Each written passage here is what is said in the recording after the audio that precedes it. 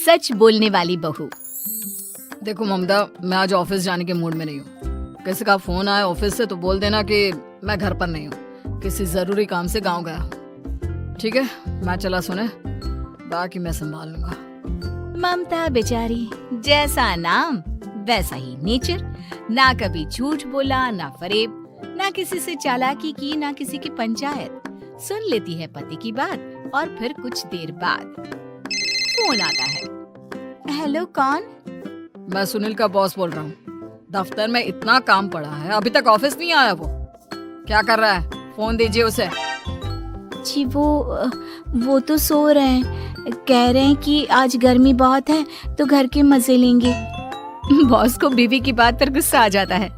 तो उसे बोल दीजिएगा कि अब घर में गर्मी के ही मजे ले, कोई जरूरत नहीं है यहाँ आने की। ये बोलकर बॉस फोन रख देता है। ममता सारी बात सुनील को बता देती है। न जाने किस बेवकूफ से पाला पड़ा है, समझ नहीं आता। तुम्हारे कारण मेरी नौकरी चली गई।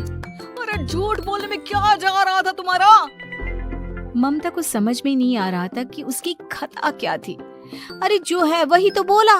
फिर एक रोज, बहू, अरे आ बहू, कहाँ है तेरा पति? इस महीने घर के खर्चे के पैसे भी नहीं भेजे। क्यों? माँ बाप की फिक्र खत्म हो गई है क्या उसे?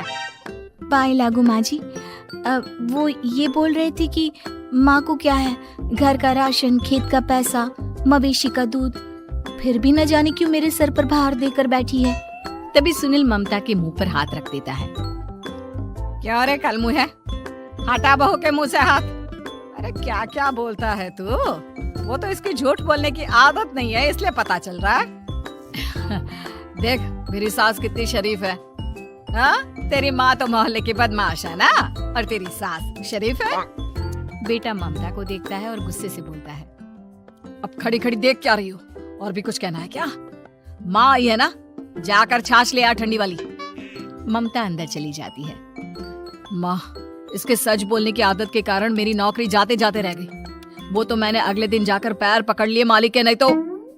सब जानता है बहू की आदत नहीं है झूठ बोलने की, तो तू शांत क्यों नहीं रहता? क्यों उसे झूठ बोलने को बोलता है? फिर एक रोज, बहू, जा अपनी पड़ोसन के पास और उससे बोल कि वो लाल वाली साड़ी जो उसने नए साल की पार्टी में पहनी थी, तुझे वो चाहिए। ना माँ जी, मुझे नहीं चाहिए। वैसे भी कल जिस शादी में जाना है ना, वहाँ के लिए तो मेरे पास काली साड़ी है। सास सर पर हाथ रखकर, अरे बुद्धू, मुझे चाहिए साड़ी। वैसे भी तुम लोगों में तो साड़ी का लेन देन चलता है ना, तेरी भी तो उसने पहनी थी ना। हाँ माँ जी, वो क्या है ना, हम दोनों के कपड़े एक दूसरे को आ जाते हैं। मैं ले आती हूँ आपके लिए साड़ी। बहू पड़ोसन के पास जाती है। कैसी हो निर्मला, तेरी लाल साड़ी चाहिए थी। क्यों? तू तो बोल रही थी कि तेरे पास काली वाली साड़ी है, तू वही पहनेगी, फिर लाल का क्या करेगी? अरे मैं तो काली ही पहनूंगी, लेकिन मेरी सास ने देखी थी तेरी लाल साड़ी, वो नए साल की पार्टी में तूने पहनी थी ना, तो इसलिए वो मांग रही है। ये सुनकर पड़ोसन थोड़ा परेशान हो जाती है। देख ममता, तेरे लिए तो मैं एक बार को साड़ी दे भी देती, लेकिन तेरी सास के लिए नहीं। वो क्या है ना, तू तो जानती है कितनी गंदी आदत है तेरी सास की।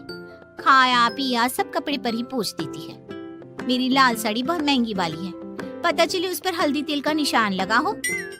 ममता घर आ जाती है खाली हाथ। ममता को देखकर, नहीं देना उस कलूटी ने साड़ी। अब आए तुझसे लेने तेरा सामान, अच्छे से बताती हूँ। माँ जी, वो क्या है ना, मुझे तो वो दे रही थी, लेकिन आपके नाम पर नहीं दी। अरे किसने बोला था मेरा नाम लेने को? बोल देती तुझे पहनना है, लेकिन ना, तू तो ठहरी सच की देवी। न जाने सास क्या सोचती है और हंसने लगती है।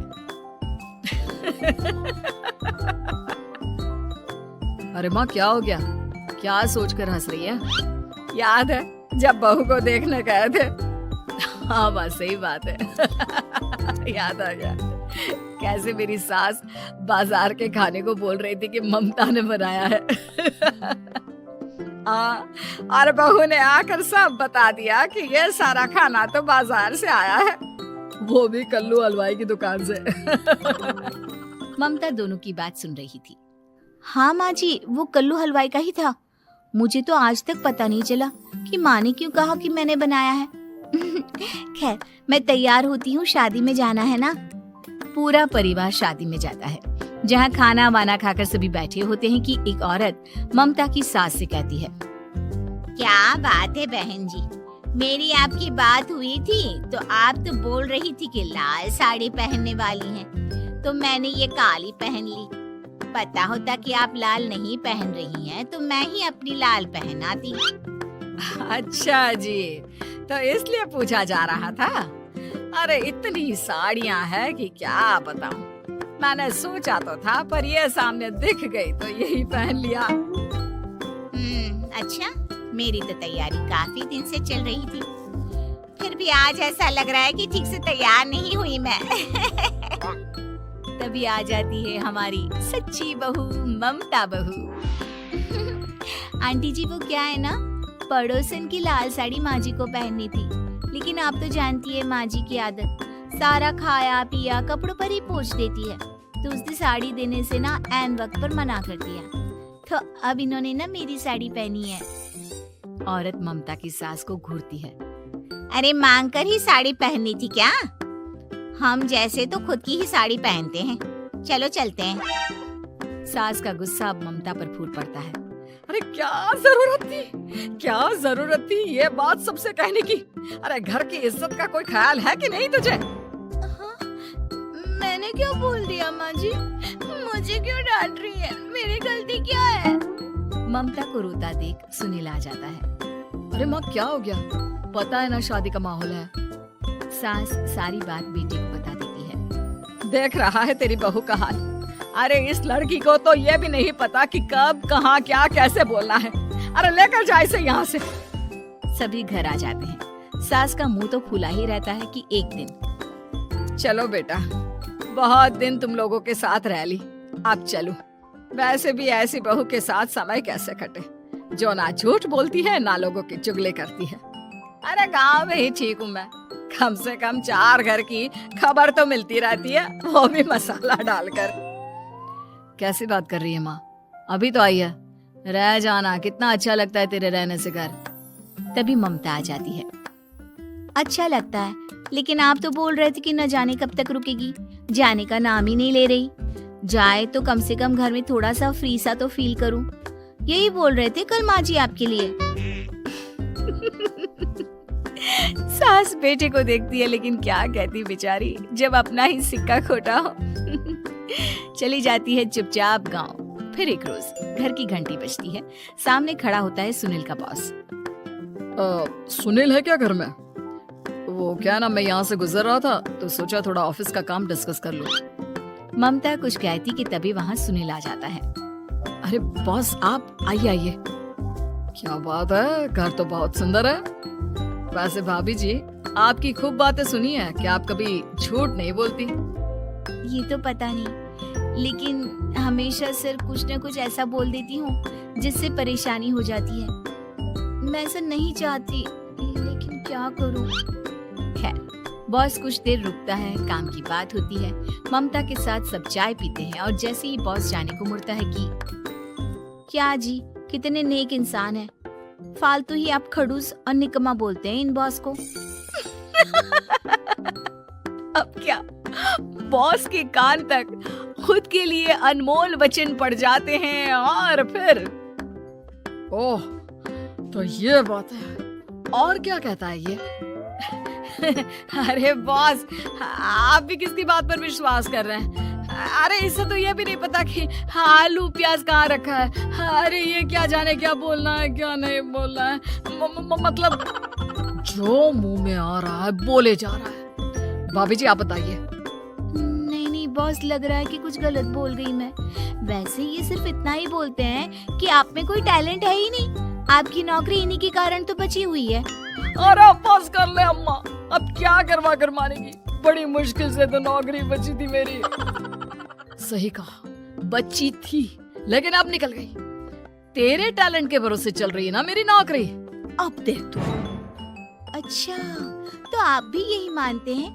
वैसे ये बात तो है, सुनील काफी टैलेंटेड है। बॉस चला जाता है। सुनील सर पकड़कर बैठ जाता है। माना सच बोलना एक अच्छी आदत है, लेकिन ममता आज का समय ऐसा नहीं है। तुझे थोड़ा सा समाज को देखकर खुद को बदलना होगा, समझी? जी मुझे तो पता ही नहीं चलता कि मैं क्या गलत कर रही हूँ। यकीन मानिए मैं जानबूझकर नहीं करती। सुनील सोच लेता है कि वो किसी न किसी तरह अपनी बीवी के इस भोलेपन का इलाज करके रहेगा, लेकिन सवाल ये कि कैसे का जवाब अब मिल जाता है। और फिर एक रोज ममता की माँ आती है। ममता, तुझे तो पता है तेरे पापा का काम ठीक नहीं चल रहा है, कुछ पैसों की जरूरत थी, तेरे पास हो तो मदद कर दे बेटा। ममता माँ को घर खर्चे से बचाए पैसे दे देती है। पैसे देने के बाद सुनील आ जाता है। अरे सासू माँ, आज यहाँ कैसे आना हुआ? नहीं बेटा, वो ममता की याद आ रही थी ना तो आ गई। वो क्या है ना, पता है पापा का काम ठीक नहीं चल रहा है तो माँ कुछ पैसे लेने आई थी। क्यों? यहाँ क्या पैसे का पेड़ होगा? अरे कौन सी माँ अपनी बेटी के ससुराल का खाती है? कोई जरूरत नहीं है पैसे देने की। वापस कर दो माँ जी पैसे और निकलो यहाँ से। आगे से यहाँ पैसे लेने नहीं आना।